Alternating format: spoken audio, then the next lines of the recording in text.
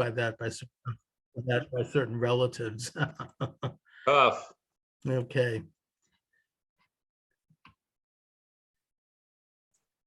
And good evening, everyone. Charles Moskowitz here. Thanks for joining me.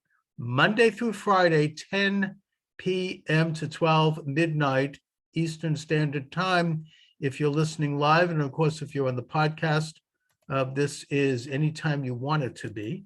The program is continuing to launch this year as I do this thing of mine, so to speak.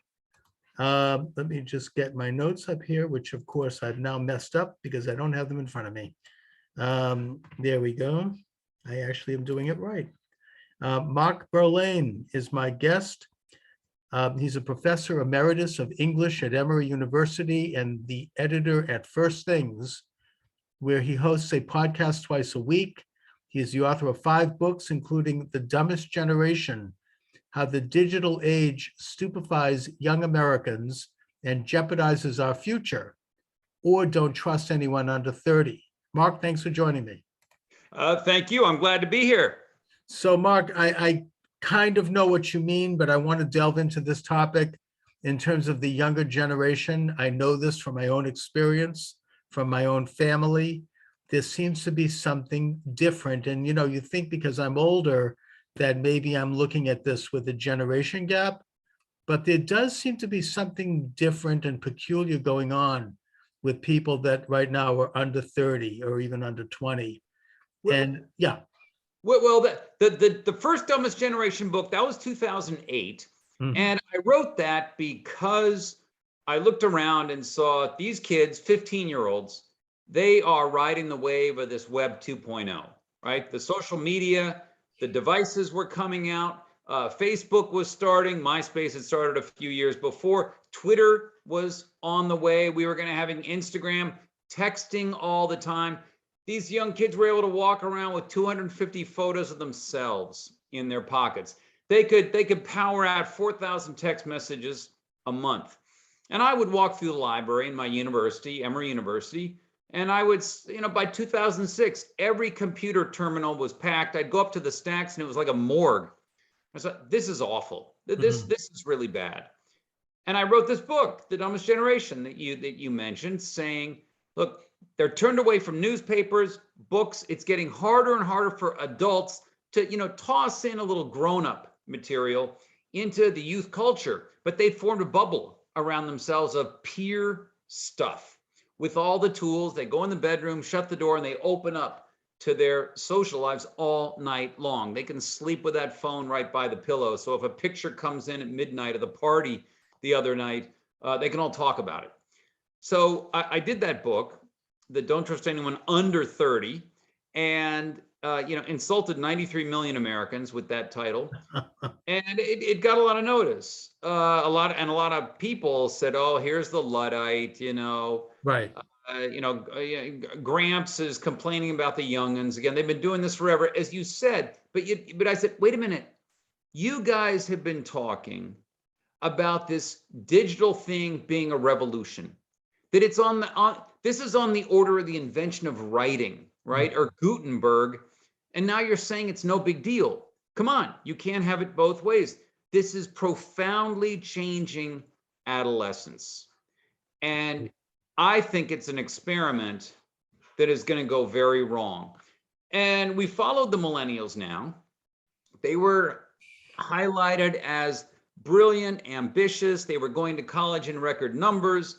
They helped elect our first African-American president. They had great, progressive, tolerant attitudes about things, and they are going to lead America into the 21st century.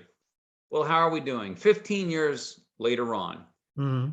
And I've written this new book, The Dumbest Generation Grows Up, from stupefied youth to dangerous adults. Yes. What we see with these 33, well, maybe I should stop. And Charles, if you want to break in before I talk about the new situation. Right. Well, I sort of became very profoundly aware of this change. Must have been probably about 10 years ago now, when members of my broader family got together for a social event, people that I hadn't seen in 20 years, people that some of whom I never had met in the younger generation. And I was there with my daughter, and I noticed that all the people of her age were sitting around looking at their little smartphones, right? There it And is. they wouldn't look up. And I'm like, we are getting together here once in a generation. You may not see each other for 10 years. Can you at least look up and say hello to each other? Can you at least acknowledge each other's being in the room? And it's like, it was like talking to a wall. They were all absorbed by their little boxes, and there was no like interaction. And it made me realize that this is having a profound effect on the way younger people communicate, the Yeah. way they, it's affected not only friendship, but it's affected, mating and dating rituals. Everything is like online and virtual. And more recently, I was reading about the conjecture that we're entering into a new age. In a sense, the original human era in history was the pagan age, and then you had the Judeo-Christian age, and then you had the age of enlightenment, and now we're entering into an age of virtual reality, where we're moving beyond human interaction. Everything is becoming the Internet of Things, and there's transhumanism, which is a whole different ball of wax. But the point is that you wonder how this is going to affect the cognitive ability of younger people. On the one hand, maybe they're reading more. I didn't like Harry Potter, but at the same time, it probably got younger people to read more, maybe be more literate. I don't know. I mean, on the other hand, what about the content? What about the cognitive aspect? The Harry Potter phenomenon was a great thing. It was great to see kids lining up outside bookstores Right. to Mhm. get the book, the next Harry Potter, as it came out. But the problem is that the habit didn't stick. It didn't Okay. stick. I mean, millennials are now in their 20s, mid 20s and above, and almost up to age 40 now. And they have about 4.5 to 5 hours of leisure time per day. Mhm. They only spend about 7 minutes of that time reading. Yeah. The- Yeah. They haven't they haven't grown up and said, I need to maybe learn a little more about the world. I need to have a little bit more of a reflective life, more of a reading life. No, that hasn't happened. Now, what you described with your family 10 years ago, the younger people, Charles, one thing, and I talk about this in the new book, in Silicon Valley, more and more of those upper management parents do not let their kids get online much at home. Yes. They send their kids to schools like the Waldorf schools that are very low tech. Steve Mhm. Jobs famously didn't let his kids get on the screen very Right. much. Mhm. These are the people who designed the tools, the phones in our kids' hands, and they hired consultants who were experts in addiction and attention. Persuasive design was one of the names for it, to try to get our kids to lock onto those phones like they would, a Mhm. security blanket when they're 4 years old. Right. It was intentional. Charles, you and I are working against a $1 billion-trillion industry when you add it up over the years. We are going against an entire cadre of experts and marketers and very, very wealthy people who make more money the more our kids are hooked on the games and the social Right. media. And I got to get The more eyeballs, as they say. got to Right? get it. So Yeah, I mean, like in the case of my daughter, I mean, she's kind of exceptional in that we limited her access, and we would not get her an Xbox. She played certain games at certain times, and now she's very oriented toward books, and she's studious. And in fact, she yells at us for spending too much time. We probably do, but we're adults. good for her. But we have like a developed, I mean, you have to ask yourself, how does this affect the average teenager who is not yet emotionally, not to mention physically fully developed? And they're looking at this thing, and as you say, ad agencies, marketing firms, PR firms, they are finding ways. Psychologists, they all hire teams of psychologists to figure out how to get people to spend the maximum amount of time on these things. And, you have people who are absorbed in it to the point where it must have some pretty profound effect on their consciousness and on their cognitive ability. When we can look at it in a few ways. One thing we can do is look at it in terms of the opportunity costs, because all that time that they're spending with the media, and there are interesting things like TV time hasn't really gone down. Uh-huh. With all the new media coming in, they're still in their bedrooms. The TV's on while the laptop is Yeah. on. Well, they watch it on the laptop. The game while they're on the phone talking. All these streams are coming in. Now, what are they not doing that they used to do more? Well, getting outside, Yeah. getting out into nature, walking around, getting together and socializing, clustering a bunch of kids in the neighborhood, meeting together at places and hanging out and just relating, Yeah, exactly. talking to one another. They don't have to go anywhere anymore because they've got their phones to do their socializing for them. Also, they're not reading books. No. Book reading is going down. It has been going down actually for about 30 or 40 years. Cable TV did a lot to get rid of kids, teenagers Yeah. reading on their own. But also, when we go to the education, and this in this latest book, I turn toward the mentors. Mm-hmm.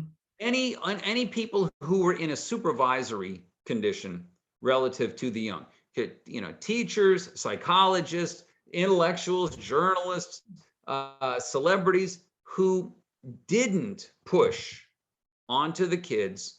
Look, I know you love your youth stuff, but you got to learn some history. Mm-hmm. You gotta get some religion. I think religion is important. When you're 18, you can make up your own mind if you want to go to church or go to temple, whatever or not. But I want to raise you with some kind of faith. I want to raise you with an idea that the country you live in is a good place. It's a place with a noble lineage of heroes and traditions and great ideas, great works of art and great movies, great songs. And what did we give them? We give them crappy movies. We give them awful music, terrible entertainment.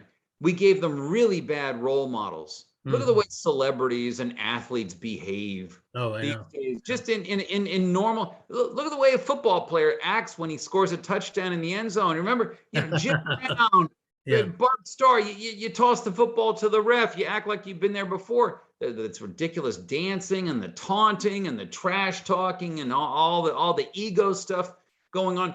This is what we handed the young. We didn't give them a good world in which to grow up. And so now they're 33 years old. They don't have patriotism. And you know what, Charles? Patriotism is a good feeling. It makes you feel gratitude. Right. And it's something that has to be, in a sense, introduced and taught. Yes. Does faith, as you say. And they don't have God. They don't have family. They don't have country. They're not getting married and having kids at nearly the rates that the boomers did. And these are things that you can dedicate yourself to. You can commit yourself to these big, transcendent country, your kids. When you've got a child, you got to sacrifice yourself a little bit, and that gives you purpose. It gives meaning in life. It makes you get up in the morning with a feeling of duty and responsibility. The millennials don't have that. We didn't give that to them when they were young, so now they're rootless, they're bitter. Anxiety rates, depression rates, suicide, narcissism is up. Boy, they're narcissistic. Who would have thought that when we gave them, something where they can take pictures of the food they're going to eat in 10 seconds, that they'd become narcissists? Golly. So also, they have high levels of social mistrust.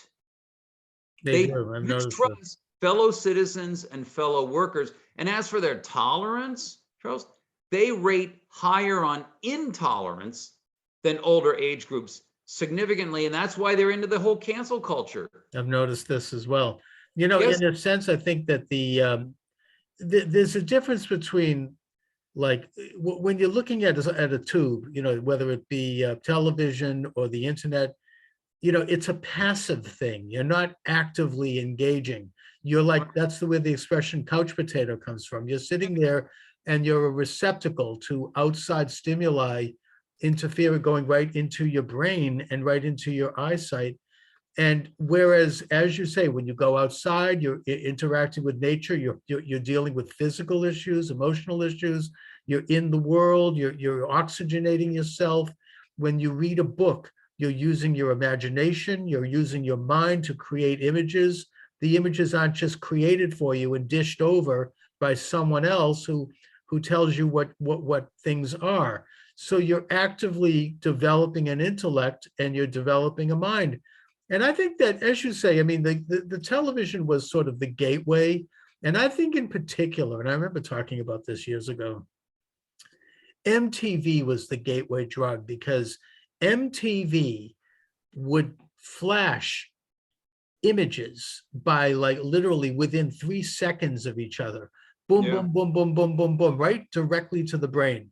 And you Right. wouldn't have a chance to digest those images or even see those images. I remember in the 1970s, there was a book called Subliminal Seduction, where, advertising, and a lot of this has been banned. They would flash images or they would embed images into something that you couldn't actually see at first glance, but it would go to your subconscious. And I think that with MTV, people were no longer, it created dissonance. It probably is responsible for a lot of the ATD and all of that, and dyslexia and everything else that this younger generation seems to have. They don't have the attention span. They don't have the ability to, cognitively develop a coordinated thought that they can stay with for a while. Yeah. All of that. They've been overstimulated. Mm-hmm. All the bells and whistles. You look at the movies, all these ridiculous special effects. The scripts are terrible. They're fifth grade simplistic characters, cardboard characters saying simple declarative, expressions. But all the visuals are so wild. And again, you have these quick cuts and all this computer generated stuff and the noise, the loud music sounds that go along with it. It has rendered them incapable of attention to something more slower, more serene, more cerebral. Like in Alfred Hitchcock's movie Vertigo, Mm-hmm. a sequence early in the film where Scotty, the main character, follows Madeline, or who he thinks is Madeline, around the city. And it's a very slow, almost silent, and the music is very soft. He's just following to different locations around the city. And there's about 12 or 13 minutes, I think, of hardly any dialogue. And it's art. Right.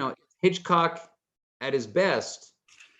And they don't have the patience, the cognitive habit to slow down and take it in.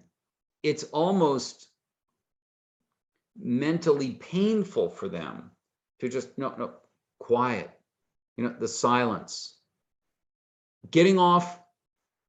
It sort of makes them feel lonely. And this is one of the things that social media did. I mean, I think it was Mark Zuckerberg or Reid Hoffman, the founder of LinkedIn, one of them said this, that we're trying to make it so you never have to be lonely ever again.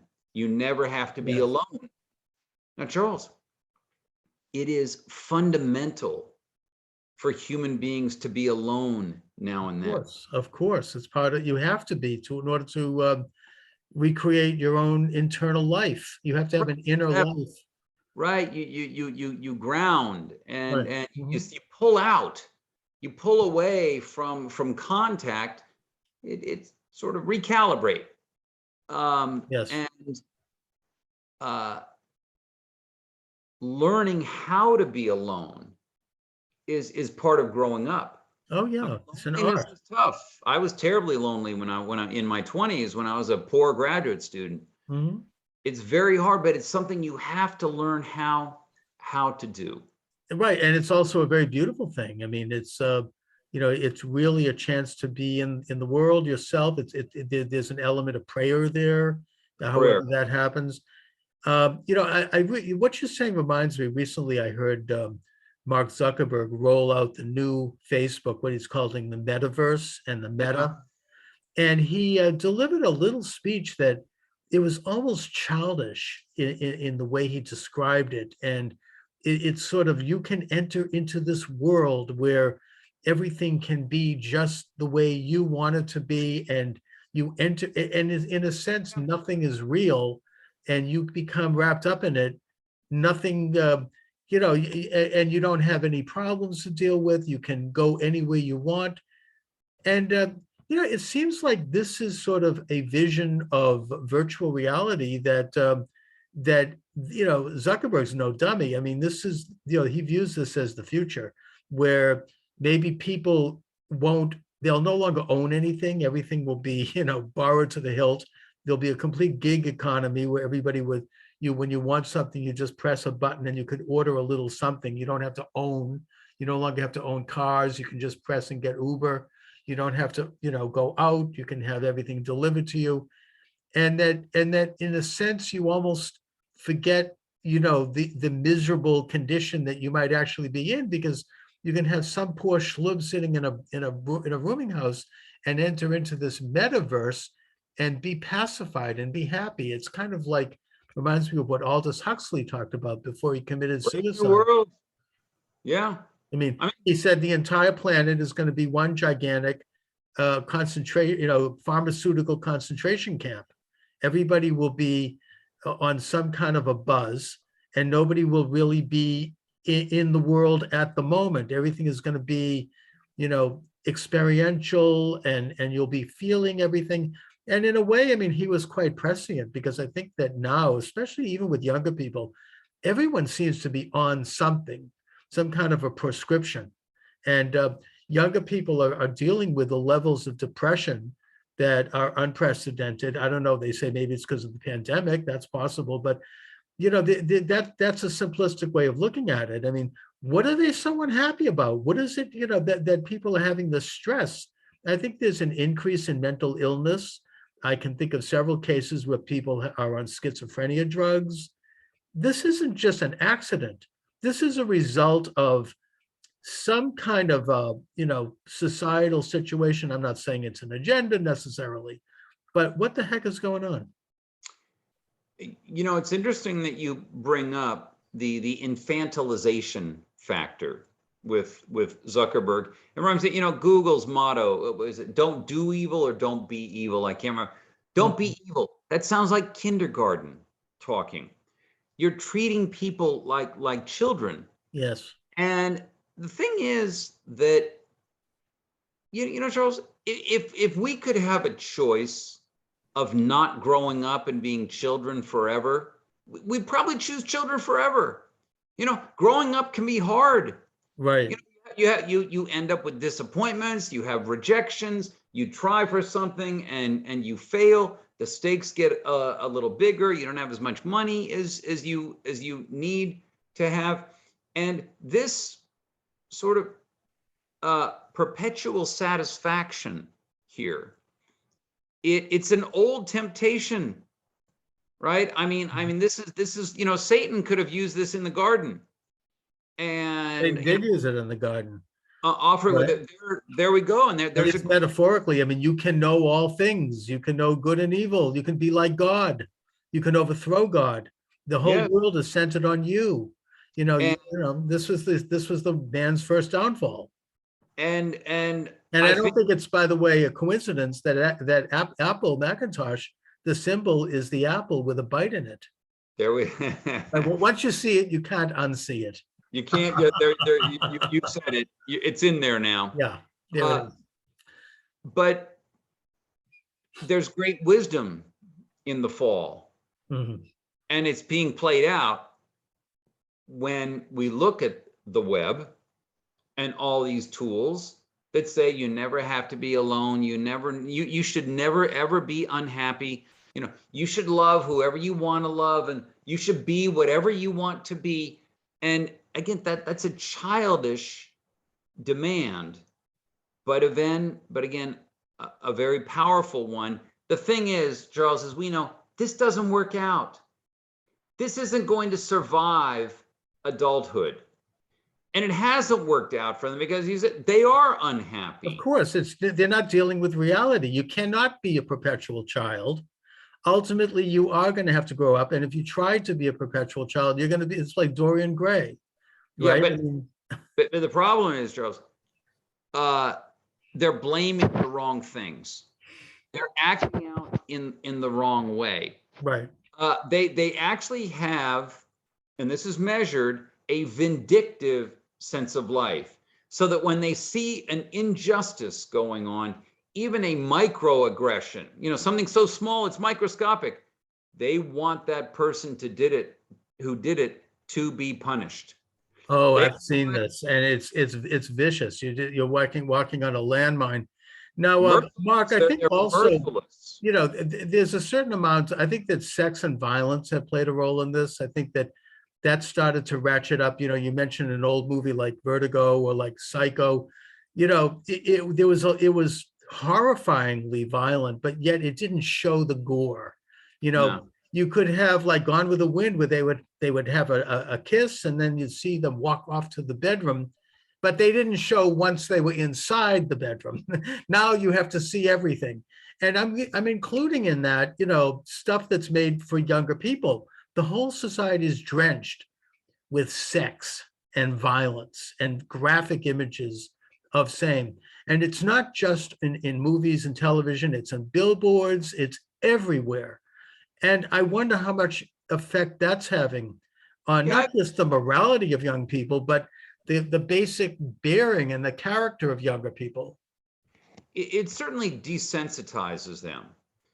It makes them cynical. It makes them worldly ironic in a juvenile way, not in a sophisticated way. In a way, they're disillusioned, but they've never had any illusions. From such an early age, they've seen so much, and we have so much irreverence out there that the things that really deserve reverence are often mocked. And they make fun of a simple old show like the Andy Griffith Show, in Mayberry, and you don't want to talk too much about terms of innocence, but these kids are handled in some ways. They're shielded from so many adult realities. Part of it, things, just historical things, right? They don't know very much history, but we have to bring LGBT stuff into elementary schools. Right, and to do it with graphic descriptions and images, it's a matter of really protecting the innocence of children and letting children make up those decisions when they reach an age where they have the emotional and not to mention physical ability to decide those things. I mean, it's not, there's a reason why we have laws that protect children from such things, and those are progressive laws. They didn't just happen overnight. That's something that developed as society matured in the best way.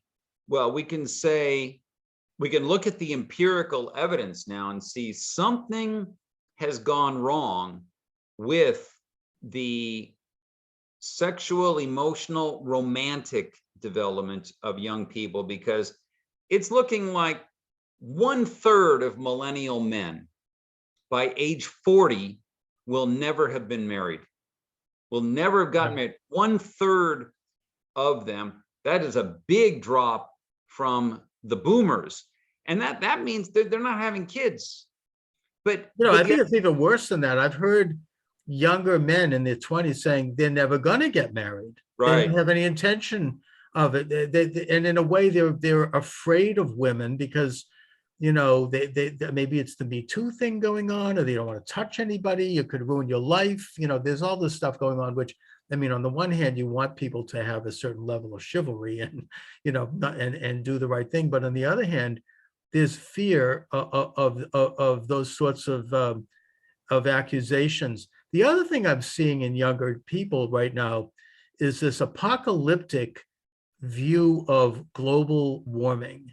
Now, I'm not going to get into a talk about whether or not I don't think air pollution is good. And I think that, we should reduce air pollution. I think that air pollution was reduced under President Trump, and now it's getting worse because we're no longer producing oil cleanly. We're importing it from countries that don't produce it cleanly.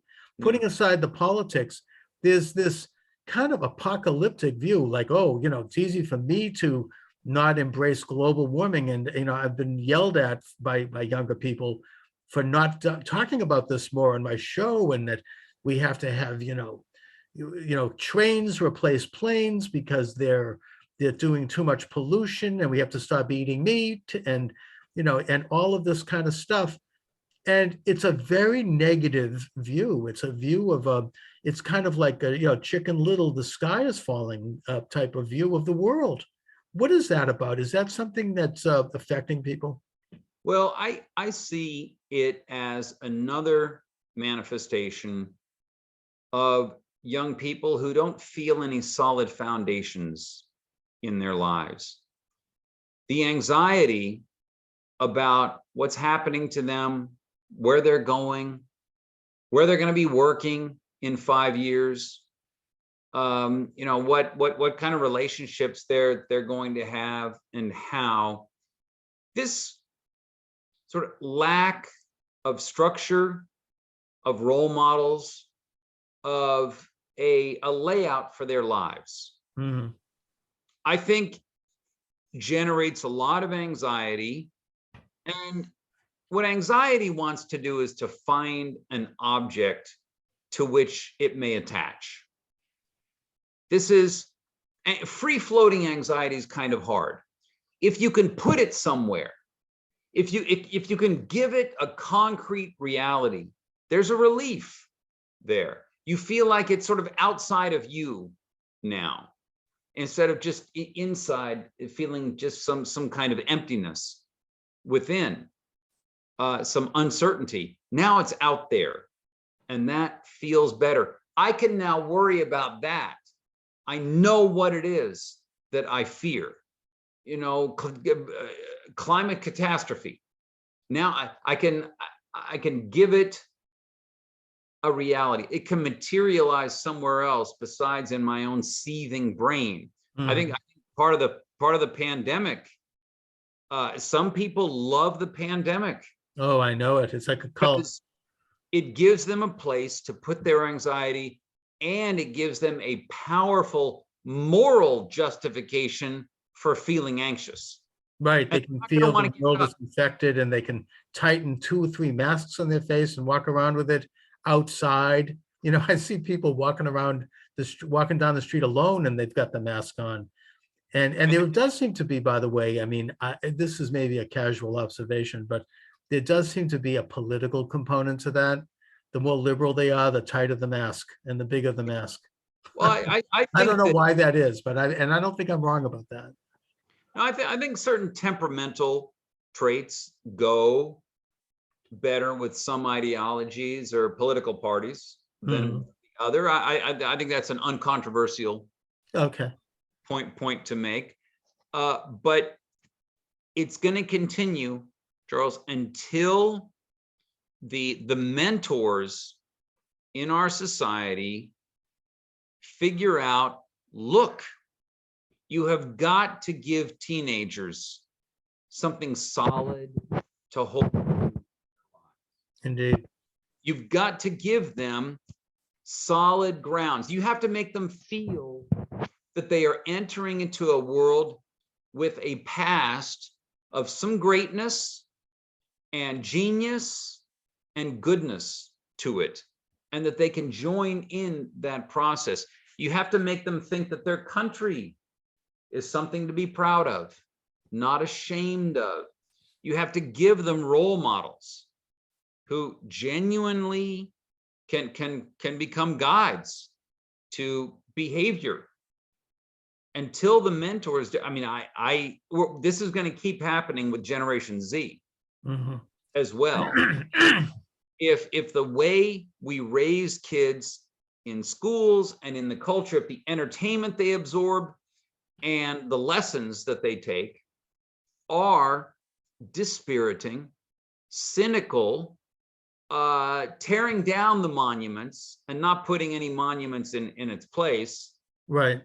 in their place, then we're going to end up with more bitter, disappointed, resentful 30-year-olds in America, and they're not going to be good leaders, Charles.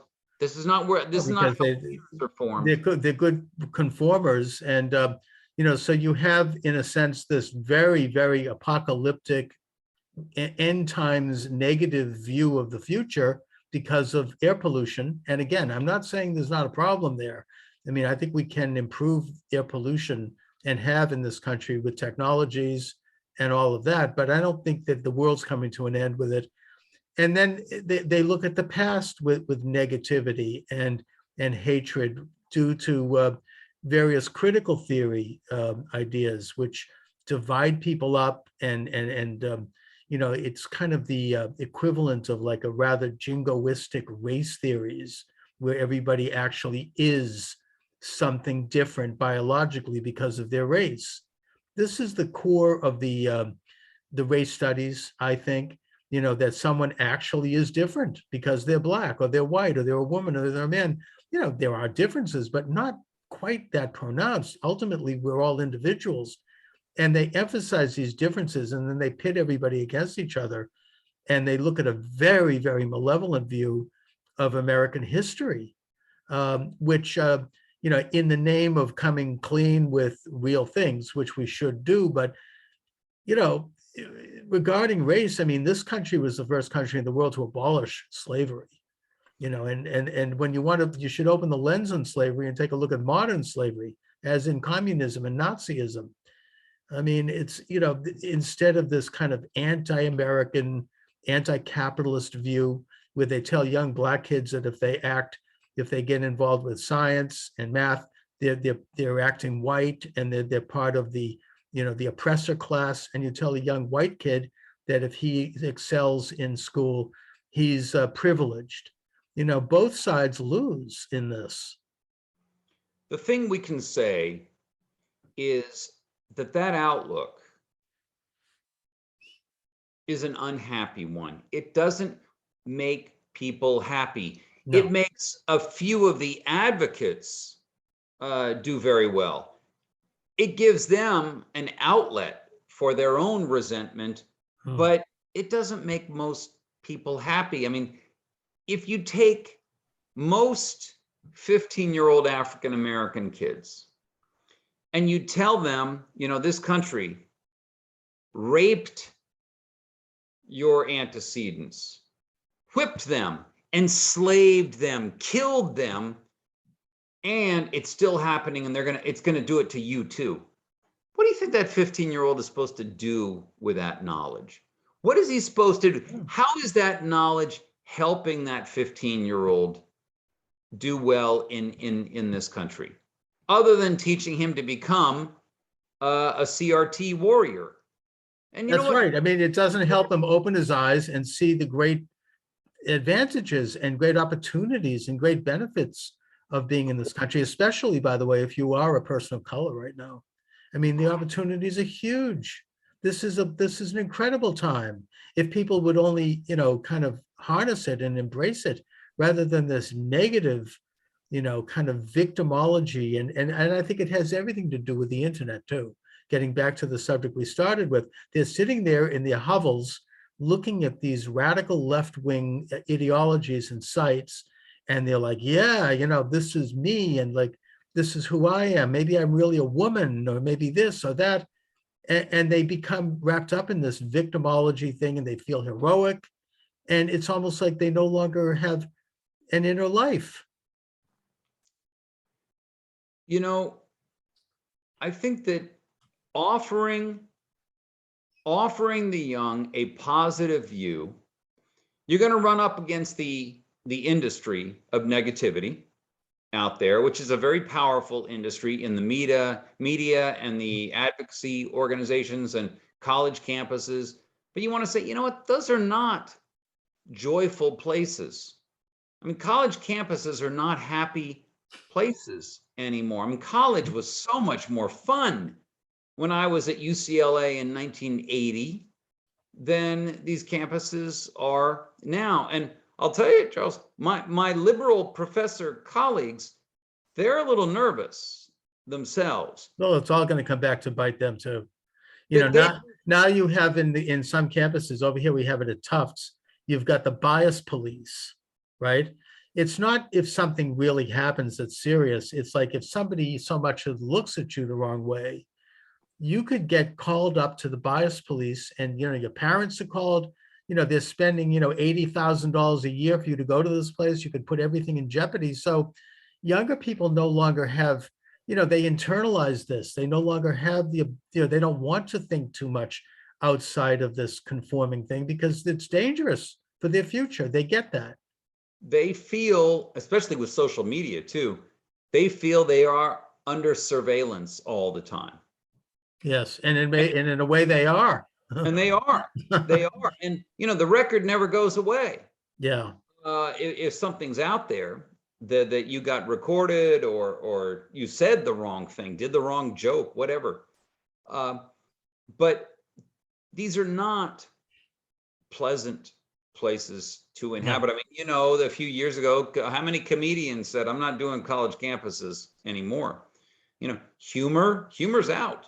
Oh, you can't really. Yeah, I mean, certainly you can't do ethnic humor anymore. That's dead. But you can't even do like mild stuff because you'll be purged. And it's changed so much. I mean, if you said to a bunch of college professors 15 years ago, you're going to have to be very careful about how you use pronouns, those professors said, "Are you some nut? You're some right-wing conspiracy kind of guy." Right. That's never going to happen. If you said to them, the book, some of the books that you've assigned, those older novels, you're not going to be able to sign those anymore, or you're going to get complaints. What? Oh yeah, we used to think that was just weird crackpot stuff, but now they are. I mean, look, President Trump warned when they started tearing down monuments, and we had this culture conf. He goes, they're going to go for Washington next and Jefferson, and they are. And remember, Frederick Douglass, for God's sakes, is being torn down. When President Trump said that, do you remember the media jumped on him? Well, they jumped on him for everything. Some kind of scaremonger. Sure. Well, turned out he was exactly right. He was right about a lot of stuff. Jefferson was taken down from New York City Hall. He's gone. Washington was taken down from the Anglican Church here in Alexandria, where I live, the Episcopal Church. There was a plaque for Washington. He helped endow that church. There was a pew for his family. There was also one for the Lee family as well. Taken down. Going back way before Robert E. Right. Lee. Sure. And that got taken down. That got horrible. And meanwhile, there's no problem with Margaret Sanger's statues, right? No, who basically launched the Negro Project to cull dysgenic races. No problem at all. It's very political. It's obviously very like anything on the left. It's very selective and it's very arbitrary, and right. It's selective outrage. If someone, Biden talked about segregation, and when he was senator, and he used the N-word quite a few times, no problem, because it's all like that gets covered up and that gets hushed up. These things are weapons to use against people who don't conform. That's all they are. They don't give a damn about the actual issue itself. What strikes me is the lack of historical imagination and understanding here, because the past is complicated, and one of the things that has happened to the millennials when they didn't read, one of the things that happens when you read novels, good novels and not so good novels, they make you imagine what's going on in the minds of the characters. You have to plumb for motives, and often motives are mixed. You get complicated characters, and it teaches a habit. of learning to look at the person across the room saying something that you initially find just idiotic or outrageous. And you don't just immediately go, that's racist, that's sexist. No, you think for a second. Okay, what is going on? What's motivating that person? And Charles, look, this is what we have to be like if we're going to live in an open society with a lot of people who are different from ourselves. You've got to stop and give people a little space before you judge, before you jump in and offer this, again, this simple-minded labeling of racist, sexist, transphobic, homophobic. I mean, these words rattle off the mouths. Well, I suppose it's in a way, it's part of this kind of narcissistic power that you can sit there on like a, high and mighty and just throw these kind of epithets at people at will, and everybody kind of steps back. Nobody wants to be called any of these things. It can hurt you and hurt your reputation. So, it's like it's kind of an unearned power that comes from a lack of any character or any actual work in terms of developing nuance, as you say, complicated view, complicated view of things. One of the things that they have to sense when they're young is that the elders stand for something. The elders, the mentors, have to stand for something in the eyes of the young.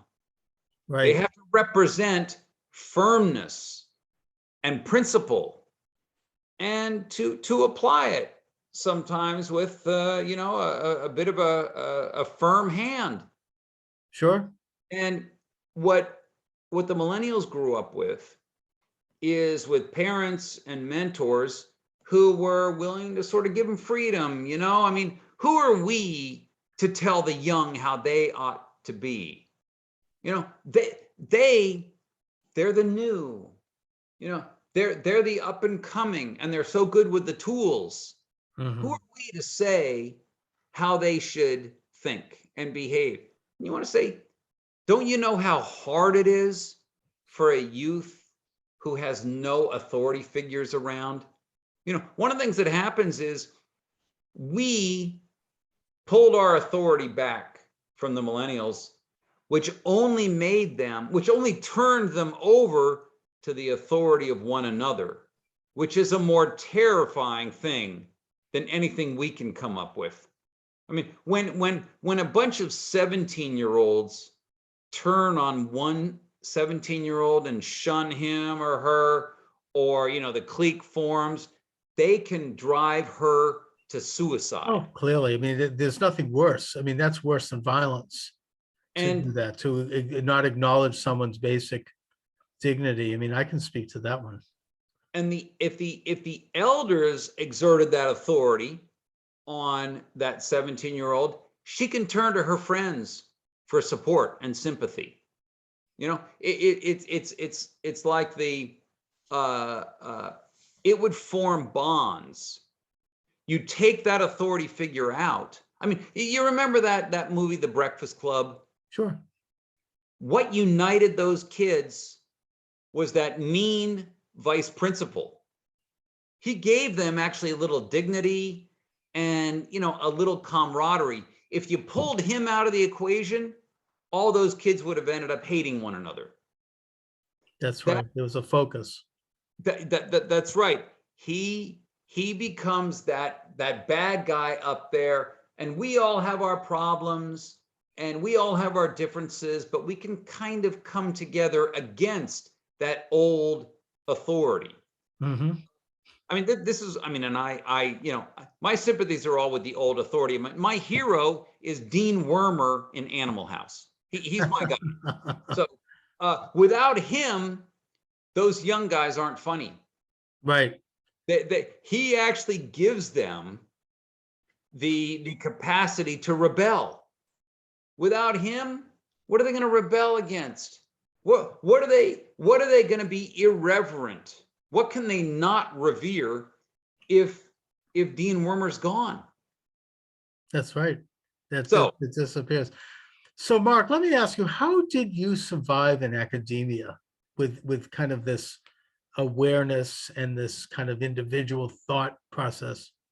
here's the truth, Yeah, Charles. I mean, if you're, I was a liberal very much in the 90s right. when I came up, but when I went right, and then I mean with Donald Trump, I supported Donald Trump. That kind of put me Well, that's blasphemy. Oh my off the God. chart. But here's what I found, Charles. If you stand firm in academia, but you're a good colleague, that is, you're responsible, you hold up your share of committee work, you're a conscientious teacher, then you can you can do well. Right, right. And You can do well, but there's a process of attrition. well, Let's put it well, that well, the thing is, if you do it with a smile, then life is pretty good. Now, I got tenure before I became a conservative. I mean, it just worked out that way. I wasn't hiding I and understand. got tenure, but You look, weren't like a closeted conservative no, before no. tenure. Okay. But if you go through graduate school now and you express conservative opinion, you're not going to make it. Well, You'll that's get. right. People like you aren't coming in now. They're all kind of aging out, and the younger people are being hustled up the rat line. That's why younger people, I think, when they enter college, and even before, they internalize this. They stop thinking about things too carefully, and they conform because they want to, for very practical reasons. I get that. I mean, I They don't care because I'm not on any of those tracks, but I can put myself in the shoes of a college student who wants to have a career and who wants to have a family, wants to meet a spouse. You have to, in a sense, you have to almost go into I don't know, a semi-hypnotic state. You stop thinking about things too deeply. you keep your head down. Right. You do your academic work. You get your research published. You try to be a responsible teacher, and you keep your job. You go home, you pay your bills, and you hope that you don't get in trouble for Yeah, anything. that's right. I told you my colleagues are, everyone's nervous in academia because if 2 out of 35 students in your class complain about something and the 33 are just fine, those 2 can count for a lot. Oh, yeah, they can, you just get one or two that can, and think of the power they have. They have enormous power and it's intoxicating It for them. is, and that's part of this whole thing about you're a this and you're a that. And I think that there is a solution to that in that people have to stand up and reject it, and they have to have the courage. You just need one or two people on the other side saying, no, I reject this. And you're going to end up, it only takes one or two to change the entire atmosphere in a room. I don't see any college president today saying no. They play the game. They get into those positions because they won't say no. Right. How they get ahead. They're flexible. They're diplomatic. They know which way the wind is blowing. They calculate very well. They have sharp radar for the advantageous move to make. And so that they're not going to stand up. No, they're And not, because their entire career is built on that. yeah, I mean, yeah, that's true of most of people in leadership positions now, it is. including in clergy, I may add. Yeah, Not just in government and business and academia and culture and our cultural institutions, but even in church, you get people at the top who have really compromised to get there, and they don't have any basic character background. There's no, it's all basically power and ego and self-interest. big institutions now. Maybe it's just because there's so much money passing through them, and there's a lot of competition, and they have to think about the brand so much that they really do become, small politicians at Right. all times. And it almost, maybe it becomes a personality trait after a certain point. I mean, It's if you're internalized. that way, after a while, you'll be that way. Yeah, you internalize it and you eventually learn to speak in the language that was described by French scholar Elaine Benescon as the totalitarian language. Everything is doublespeak and innuendo and indirection and half spoken and vagaries. It all kind of, it's like having a big bowl of cotton candy. It sort of tastes kind of good, but it doesn't do anything for you in terms of nutrition. Yeah. And you end up with it in a stupor after eating it. Anyway, so Mark, tell me about your book. Let's, because I need to kind of wrap things up. So Sure. and this is really great. I really appreciate having you on. Hope to have you back and from time to time. This is Anytime. Well, we've really been touching on a lot of the major themes. Oh yeah, and we're just scratching the surface here. And I want to eventually open the phone lines up. I didn't do that now because I just wanted to talk to you. But this is so where can people get your book and where can they get information about you? Their websites? Talk about that. Well, the book actually comes out tomorrow. Yeah. Actually, it's probably in bookstores. I think it's in the bookstores now, so you can find it at Barnes and Noble, and any local bookstore should have it in. But Amazon, of course, and Barnes and Noble's website. But Amazon, the great big Leviathan out there. You have to work with them. So that and we have a nice discount actually going this week. I work at First Things Magazine. Okay. And I run a podcast twice a week at the website, firstthings.com. Great. We focus on books. And, I'll tell you this, Charles, that first book came out and, it had a title that insulted 93 million Americans, as I said. And I got a lot of emails, and I still get emails now and then from young people angry. And, sometimes they cuss me out, and we get past that because I respond to every single one. If you're going to throw out the insult, you got to stand up and take the heat and not run away. So I actually do respond to people who contact me, ask me things about how can I make sure, I've gotten tons of these emails. How can I make sure my child doesn't end up as one of the dumbest generation? And I give them advice. I talk to them because I believe that we've got to do something about this to smarten young people up and to make them happier. So my name is unusual. People can always look it up, and I'm pretty easy to reach. Okay. All right, Mark. Listen, I'll put a link up on the YouTube interview and all of the other interviews. And I wish you the best with your book. You're doing great work. I think that even on this program tonight, you were able to give some tremendous advice. I certainly feel inspired. And, I think that it only takes one person to make a big difference in terms of waking people up. So I want to thank you very much, sir, for joining me this evening. Thank you, Charles. All right. Good night and be well.